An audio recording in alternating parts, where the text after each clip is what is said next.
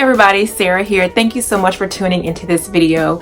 If you are new here, welcome and thank you so much for tuning into this week's video. I upload faith-based teaching videos every single Wednesday and we go through books of the Bible just like this one. We talk about prayer and Bible study, marriage, singleness, just anything that the Lord places on my heart that will help push you closer to Him. So make sure that you subscribe down below so that you never miss a video, and make sure that you're following our ministry Instagram page, my personal page on Instagram, so that we can connect. So last week we went through the first chapter in Ruth, and the first chapter of Ruth we see great tragedy. There was a famine in Bethlehem where Naomi and her family were from, and since there was a famine, they decided to leave and seek provision outside of the promised land. And when they went to Moab, well, while in Moab, Naomi's husband died and both of her sons died, and that left her and both of her daughters-in-law childless, and they were all widowed. Naomi goes back to Bethlehem and Ruth comes with her. So now in chapter 2 we are in Bethlehem with Naomi and Ruth, and this is where Ruth meets Boaz. But as we'll see, I'm going to read some of the verses in this week's video so that we can see verbatim from the Word of God what exactly happens, how all of this transpires. So clearly in this chapter, see the character of Ruth and of Boaz. And yeah, we're just going to go ahead and jump right in. Again, we're in Bethlehem with Ruth and Boaz. And since they are widowed, as we talked about last week, widows are at a great disadvantage. They have no husband to take care of them, and they have no male children to take the place of the husband in providing for them. So Ruth decides to go glean from the reapers so that her and her mother-in-law can have food to eat, right? I'm going to read verse 3 from the second chapter of Ruth. It says that she set out and went and gleaned in the field after the reapers, and she happened to come to the part of the field that belonged to Boaz, who was of the clan of Amalek. So the thing that I love about that is that it was not planned. So many people try to, twist scriptures and make it seem as if this was some type of plot. They had no idea whose field this belongs to, and we'll see later, but it says that she happened to come across this field. And I'm going to go ahead and jump into my first point for this video, and that is that God is sovereign. There is no coincidence with God. Nothing just happens with God. He planned this. This was no surprise to him. God had a greater plan in Ruth and Boaz coming together that would bring him glory. God meticulously, strategically placed Ruth in this part of the field so that her and Boaz can meet, and so that when she goes out and gleans, that she would be taken care of, she would be protected, she would be safe. So I want to read a few more verses so that we can see the character of Boaz shining through this story. And in the very next verse, in verse 4, it says, "And behold, Boaz came from Bethlehem, and he said to the reapers, 'The Lord be with you.' And they answered, 'The Lord bless you.'" I also want to read the 8th verse. It says, "Then Boaz said to Ruth, 'Now listen, my daughter, do not go to glean in another field or leave this one, but keep close to my young women. Let your eyes be on the field that they are reaping, and go after them. Have I not charged the young men not to touch you? And when you are thirsty, go to the vessels and drink what the young men have drawn.' Then she fell on her face, bowing to the ground, and said to him, 'Why have I found favor in your eyes, that you should take notice of me, since I am a foreigner?' But Boaz answered her, 'All that you have done for your mother-in-law since the death of your husband has been fully told to me, and how you left your father and mother and your native land and came to a people that you did not know before. The Lord repay you for what you have done, and a full reward be given you by the Lord, the God of Israel, under whose wings you have come to take refuge.'" I love this so much. Ruth was so grateful that she found favor in his sight as a foreigner. And it's so interesting because in the second verse, Ruth said, "In whose sight I shall find favor." She said that she was going to find favor. And I love that Ruth had the faith to believe that she would find favor in the sight of the person's field that she would glean in. And she did find favor in the sight of Boaz. And I love the fact that her reputation preceded her. Before she even met Boaz, he heard of what she had done for her mother-in-law since the death of her husband, of how she had taken care of her, how she was willing to leave everything behind. Ooh, that's a word right there. Are we willing to leave everything behind to follow the unknown path just to follow God? That's a whole word right there, okay? And the thing that I love about those verses is that we can see the character of Ruth and of Boaz.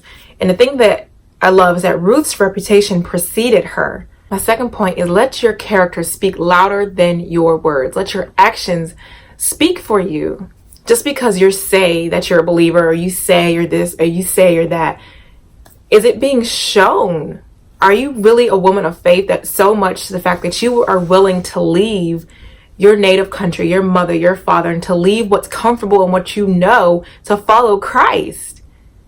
She was willing to do all that just to follow Naomi to the land and to the people of God. Ruth was such a kind and compassionate and caring and nurturing person. She was caring for her mother-in-law. When she left Moab to go back to Bethlehem with Naomi, she found favor in the sight of Boaz. Do we have enough faith to know that if we step out in faith in the unknown, that God is going to meet us, and that we're going to find favor? Favor will meet us. So we can see, the character of Ruth, and we also see the character of Boaz. He was so kind and compassionate and giving, and some speculating saying that he always had a thing for Ruth. We don't know. The Bible doesn't say it, so we can't assume that. But nonetheless, he was kind and compassionate and giving. And we can even, again, everything in the Bible points back to God. And that's how God is to us. He's kind, he's compassionate, he's giving. Ooh, come on. We can just see how kind and compassionate and giving and gracious and merciful Boaz was to Ruth. And she was a foreigner, and he protected her as well. He charged the young men not to touch her. And he even said, when you're thirsty, go drink from the vessels that the young men have drawn from.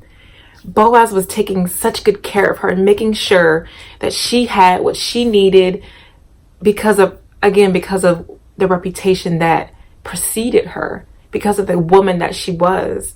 Something that I've even noticed in my own life is that when you're trying, people will go out of their way to help you. When you're doing the right thing, favor is going to meet you. So Boaz invites Ruth to dinner, and she gets to eat with them until she is satisfied. So after she ate, she went and she gleaned more, and she went home with what she had gleaned and from the food that she had from, dinner time. She went home to Naomi, and she's like, where were you? Blessed be the man that noticed you. She went home with so much food. So of course, Ruth tells her everything that happened, and that she was in the field of Boaz, and how she found favor in his sight. And once Naomi realized that it was the field of Boaz, she remembered that he is one of the closest relatives, and that he is one of the family redeemers. Though she is aware of this, she still takes no immediate action. And this also lets us know that, again, this was not planned. Naomi doesn't realize that Ruth is in the field of Boaz until after the fact. So it's not like she plotted and said, you know what, that's Boaz's field over there. Go over there, be kind and everything. Then he's going to find favor in your sight. No, she didn't plot and plan. This was set up by God. No man can take credit for this. But once she realizes that she's in the field of Boaz, that he's one of the family redeemers, she takes no immediate action, and she tells Ruth to keep gleaning in his field. That's all she tells her. The last point that I want to highlight for this is that we all need an older, wiser person in our life to help guide us. Because once Ruth realizes that Boaz is one of the family redeemers, she could have took it upon herself and say, what? I'm about to go get me a boo-boo, okay? Like, we not about to be poor no more, Naomi. No, she heeds the wisdom of Naomi, and we'll see even more of that in the next 2 chapters.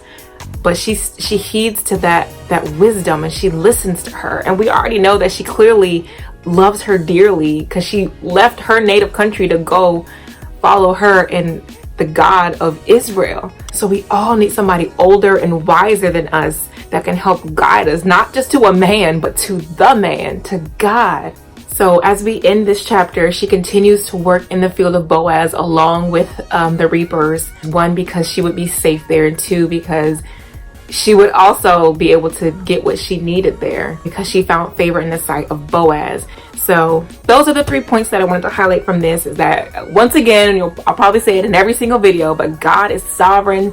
Nothing happens by chance. 2, let your character speak louder than your words. And 3, we all need somebody older and wiser and that's pouring into us and guiding us and helping guide us as we walk through this life.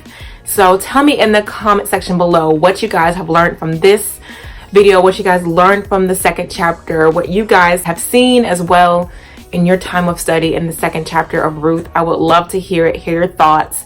Make sure that you like this video, you share your comments down below. Make sure that you're subscribed so that you never miss another video. And until next week's video, grace and peace.